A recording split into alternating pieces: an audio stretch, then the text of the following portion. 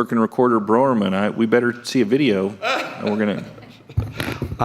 I'm afraid I will not be able to entertain you this morning. I cannot compete with an animated cartoon featuring Steve Porkchop Sliker. So, I like it. I like it. I will offer up to do better next time. We'll call him when we call him we'll just call him Porkchop from now on. If I could please get our presentation up, Christian.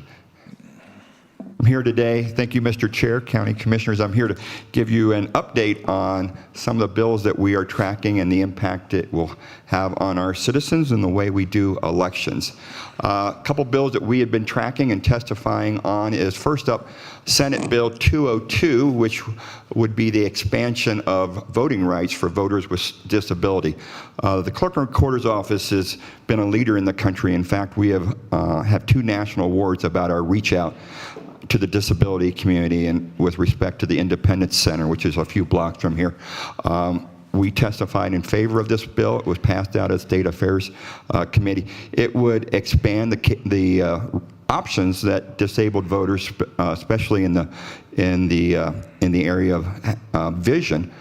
We offer voters the ability to get a ballot at home where they can use their personal devices to aid them in voting. We also, at our voter service and polling centers, our VSPCs, we have ICX stations which allow disabled voters to raise the size of the font, increase or change the contrast. They can listen to an audio ballot if that is better. So we've made significant increases to allow disabled voters to vote. This would allow voters in that community that, much like what we do for military and overseas voters, where they can receive a ballot transmitted electronically, it will allow them to put it on their device in an HTML format where they can more readily vote. So it's another expansion of ways that we can reach out to that community vote. So that's passed out of State Affairs, going to the House for second reading, and I believe it will probably pass in both houses, and that'll be a boon for those folks. House Bill 1243, which would have expanded and allow 16 and 17-year-olds to vote in school district elections, was postponed indefinitely in State Affairs on Tuesday. There's challenges with the constitutionality of that proposal. Also, there's concerns about equal protection, that if you allow to vote in school district races, why not other races? Statewide races, county commissioner races, state rep and state senators and the like. We do have a U.S. constitutional amendment that allows 18 and greater, and if we were to expand that, that'd have to be a federal constitutional change. So that was PI'd. House Bill 1278, the one that will have significant changes in our office. So in 2013, House Bill 1303 was passed to, in essence, create Colorado as a modified mail ballot state. 95% of our citizens get a ballot delivered in the mail up to 3 weeks before the election, 5% vote at a voter service and polling center. We have 28 around the community, 3 more than we're required to have. We look at locating them geographically so they're close to everybody along bus lines with plenty of parking, handicap parking, ADA accessibility. So we go over and above what the mandate in election law. Colorado has arguably the best election system in the country. We're number 1 in security. We're number 2 in voter turnout, number 3 in voter registration, and number 4 in lowest wait times. The premise by the proponents of the bill is that lines are long on election day. 6% of locations statewide had lines that were over 30 minutes in the last 2 or 3 hours. People who are a little reticent, a little procrastinating voting in the last couple hours. In El Paso County, we had 1,440 hours of which people could vote on before and on election day. We had a couple locations where we had a little bit over 30 minutes. We had, as Commissioner Williams is probably aware, the hazardous waste facility on Acres. We had some lines the last couple hours. That location serves us very well up until Election Day. It's a small location. We're a little constrained by the size of the facility and the like. We would like to be able to put more stations in there, but just limited on the size of it. On election day, the 4 or 5 intake stations get overwhelmed with people the last couple hours. Other locations that we had... As does the parking lot. As does the parking lot, yes. Another location that we had challenges was in the city of Fountain. We used their police operations center there. Up through election day, it's very low impact, low volume. But on election day, that small office can get overwhelmed. We're hoping to look to find additional location down there that might allow us to have a little bit more room to service voters. And then Vista Grande Baptist Church on Powers and Stetson Hills had some wait times, and that was due to staffing issues. We train election judges. Election judges are temporary employees. They're here for just a few weeks. And you would think on election day, the day that we all need to be there, we had a number of people who did not show up. So we had some staffing issues there. Total hours of all our hours that we offered, 0.5% had a little wait time over 30 minutes, or about 1.2% of all voters. Some of the things that cause us lines on election day, the Secretary of State's score system, while as capable as it is, it takes 6 to 7 minutes to process a voter. When I go to national conferences, I compare notes with other states. Ohio and Florida can process a voter in a vote center in 90 seconds. Florida should not be the benchmark on how to deliver excellent customer service. So I think that's an opportunity for us to do better. If we can get that processing time more in the area of 2 or 3 minutes, I think wait times here and in the metro area where it was more significant can largely go away. And then there's a concern with these additional locations that's required under this bill is the extra capacity. Can the SCORE database system handle the additional locations, the additional impact? SCORE has had a couple times, the state database a couple times that went down at peak times. I think we have a question here. Sure. Commissioner Gonzalez. Hey, before you change slides, so say 1 week before Election Day, what is the normal wait time for somebody who shows up a week before? It's almost immediate. It's almost immediate. We have staff that's waiting, and as soon as you get in the door, you're up to the intake count. And how many weeks are there during the election? You know, we open cycle? one location the day that we send the ballots out, 21 days before. 21 days. And then we start adding that next week. But largely that first week, they're looking for things to do. We have the first week or two, or really up until Election Day, we have like three voters an hour at some of these locations. On the Saturday before Election Day, 4.6 voters per hour. And we have between 8 and 10 stations. So, you know, some of these folks are only seeing 1 or 2 people at an intake station for the hours leading up to Election Day. And in the first week and second week, you're mandated by the state to have a certain amount of hours and a certain amount of locations as per state. That is correct. And then is it just as safe to vote on the first day as it is to vote on the last day? It is just as safe and secure to vote on the last day as it is the last couple hours. Thanks. So what would this bill do? It's a radical increase in cost to taxpayers. So over $6 million statewide. The cost to El Paso County is between $1 to $1.7 million. Now, to run an election, a presidential year, we're looking at a total of $1.8 to $2 million. So this is nearly a doubling in cost. Why I have that range is that what it has, the bill was originally written and passed. It's going to cost us $1.6 to $1.7 million. We've been in negotiations with the stakeholders this and gotten some relief. We might be looking here more at $1 million, but that still would be about a 50% increase in our costs for a small number of voters, a small increase in better service. It would legislate the increase of voter service and polling centers. I have 3 additional locations because I want that redundancy, and I see pockets where I can do a little better. Clerks around the state, we look at what we do. We know better than anybody else what our needs are of our constituents, and we react. We take that on to do a better job next time. This could propose up to 42 locations, so an increase from 28 to 42. The concerns there is staffing, finding the staff. This last election with the red-hot job market, it was difficult to find enough employees, temporary employees that want to take that up. So to add, another 15 or more locations, 150, 200 employees, I just don't know where we find them without increasing our rate of pay significantly. A dramatic increase in mail drop boxes. So I have 16.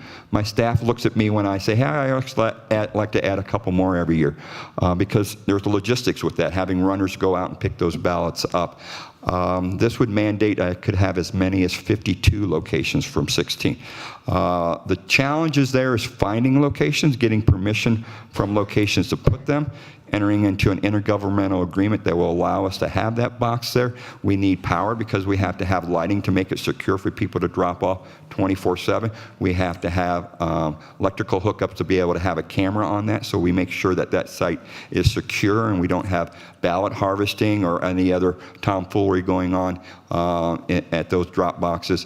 This bill takes away our control, what we know how to do best. It puts it in the hands of people in Denver or in Boulder who think they know best how elections should be run. One size does not fit all. There's different needs in a rural community like in La Plata or Elbert County or La Junta. They have definitely different needs than a metro area, but it's a one-size-fit-all solution. It would require an expansion of Election Day. So we're already offer all these hours to vote. We're going to expand on Election Day. It would require us to open up at 6 a.m. and go to 8 p.m. at night. The challenges we have there is our staff. Our staff has been working very hard, a lot of hours. They're usually working about 100 to 120 hours the last week or so. These are additional hours. A lot of our election judges are seasoned citizens. They do this because they like to support this effort. They want to be, they're civic minded. To ask them to come in an hour earlier, you're looking at their day starting probably closer to 5 or 4:30 in the morning to get to their locations and open up, going until 8 p.m. And at the close of the day, they have to balance and reconcile their work that they did, and that can take an hour, hour and a half, and then they have to drive those ballot boxes back and that material back to our office. So it can be up to 10 o'clock, 11 o'clock at night if we go to 8 o'clock. So people who were willing to volunteer and do this monumental effort may be a little reticent, may not want to do this in the future because of the demand. They have vision problems at night having to travel in the dark, but I don't think our issue is as significant as in Weld County or in La Plata County or the Western Slope where you have election judges that have to travel mountain passes, or in the case of Weld County, which Weld County is the size of Rhode Island. It has more land mass than Rhode Island. It's 100 miles from one corner to the other. So you have significant travel time to some of these places to bring back the ballots after the polls close. All these things put at risk what I think is the best election system in the country. Elections are hundreds of events daisy-chained together and have to be in perfect unison in order to go right, to be executed right. And when you put additional stresses on the system, you can break the system. So we have concerns that it will put at risk what we think is the best election system in the country. This bill has been unanimously opposed by all 64 counties. Clerks, that's Democrat and Republican clerk and recorders, are all in unison. This is an unfunded mandate. It would need to have full funding from the state legislature. We need assistance in securing government funding locations for voter service and polling centers. Our inventory of locations is small, and we need extra assistance in finding that. I hate mandates, but we in essence need that in order to secure more locations and better locations to serve our population. The hours on election day are a problem. The increase in mail ballot drop boxes are a concern. There's only 2 vendors that make mail ballot boxes in the country. This would be a significant ask for them to be able to build up. At the same time, the state of California and Washington is looking to expand their model to increase mail ballot drop boxes like that of Colorado. So I don't think we have the ability to find locations and also acquire ballot boxes by the deadline in 2020. There shows what our numbers are the last couple days of the election. So the Friday before election, 3 voters per hour at our VSPCs.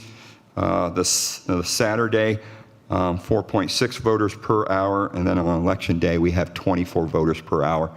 And it's really not until the last couple hours that we have the demand, and I can fix the little bit of problems I have for about $20,000. I don't need a mandate of over $1 million to fix a $20,000 problem.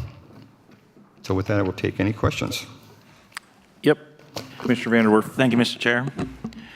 So what's the status of the bill? Where is it right now? It passed out of state affairs. It goes to appropriations on Tuesday. Then it will go to second reading, where perhaps we can get some amendments to make some changes. We had 30 of the 64 county clerks that testified on Tuesday. It was a lot of hours. I don't believe they heard one thing that any of the clerks had said. Yeah. There would have been more clerks that would have been there, but Tuesday was a day which many of us supported municipal elections, so a lot of county clerks could not travel on Tuesday. We asked the legislature to postpone, to possibly hear this another day where more clerks could be heard, but that was not accepted.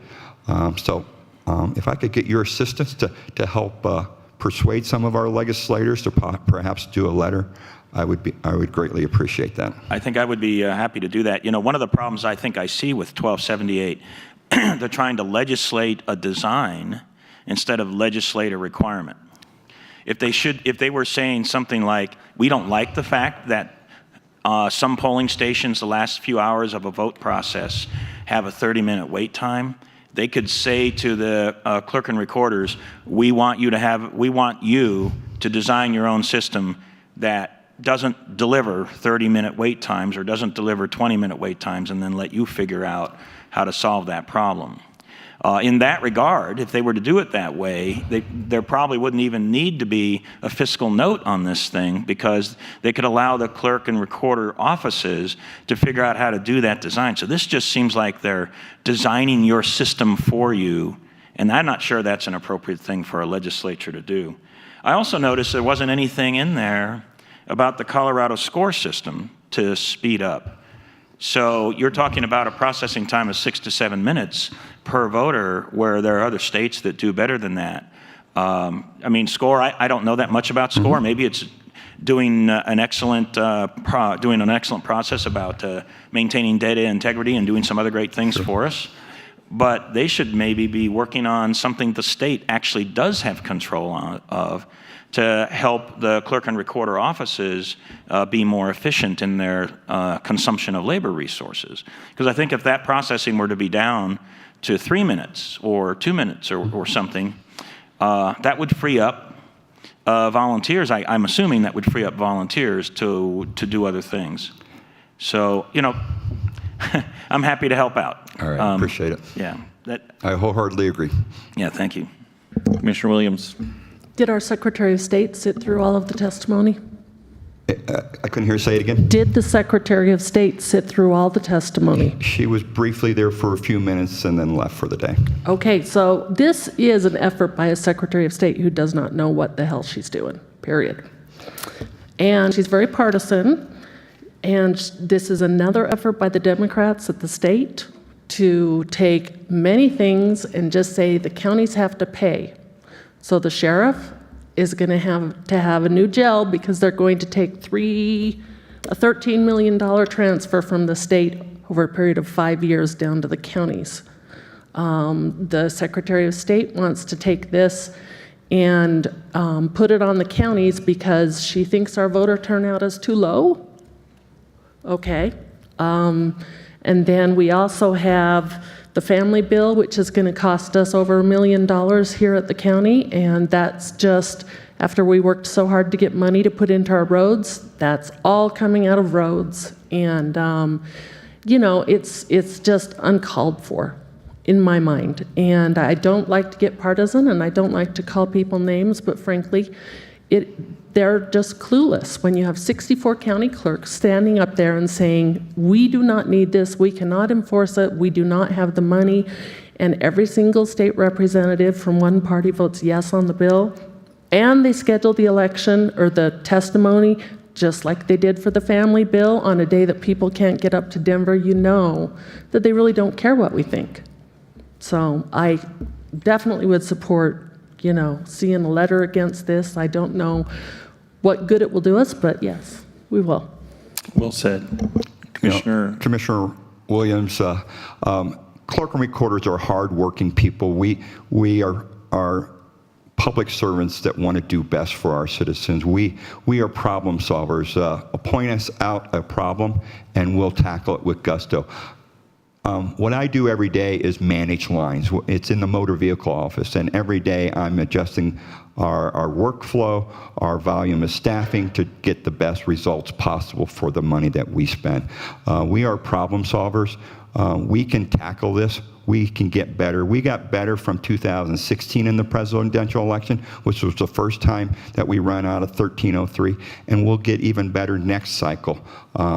Because of our commitment to do this. We do not need a mandate to this. We just need cooperation with all involved to help us solve this problem and make what is considered a stellar system of voting a little bit better for our citizens. Absolutely. I agree with that, and where you have 64 clerks who are unanimous in opposition to a bill, then maybe the state legislature ought to pay attention. Commissioner Gonzalez. Thank you, Mr. Chair. Chuck, first, thank you for all the work you and your staff does to protect our citizens and our voters.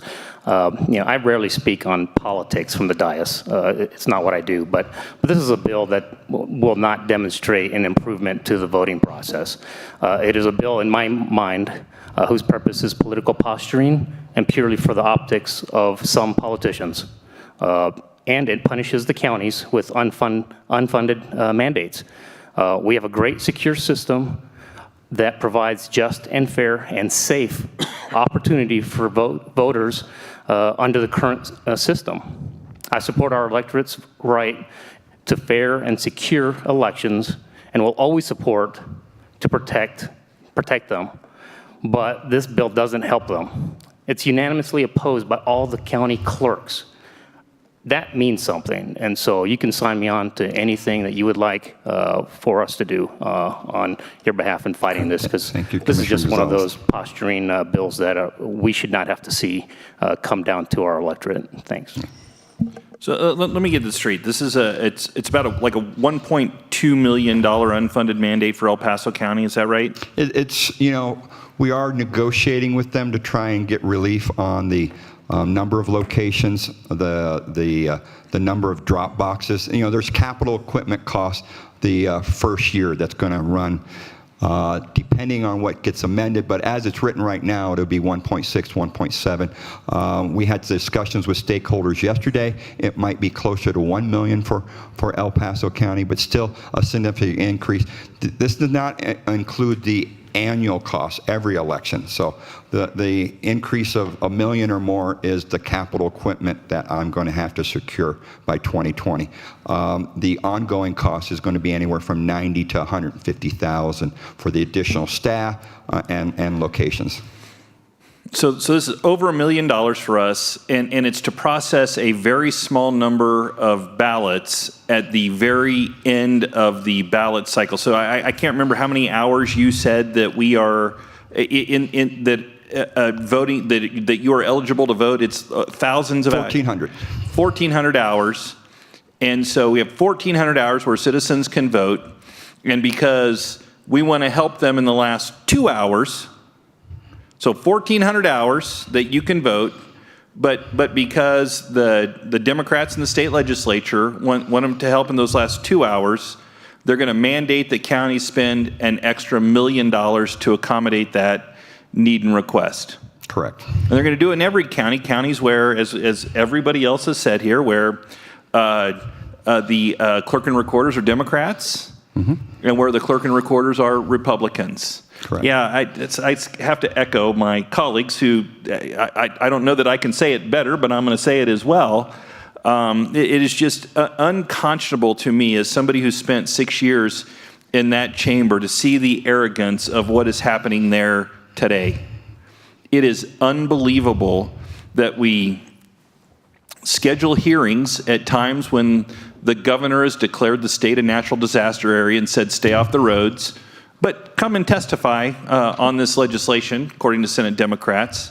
You know, we have municipal elections going on where we work to partner with nonpartisan governments in order to help them execute their elections. And instead of saying, you know what, I'll switch that meeting from a Tuesday to a Thursday, or from a Tuesday to a Wednesday, nope, we're going to do it today. Because, quite frankly, we know that then all 64 clerk and recorders won't be able to show up to testify against us. It is absolutely unbelievable, the complete lack of respect this legislature, and in particular the Democrats in this legislature, have for the citizens of Colorado. It's disappointing. I know some folks say we shouldn't be as partisan as we are from this dais, or that we shouldn't be partisan, and I agree that for large part what we do isn't.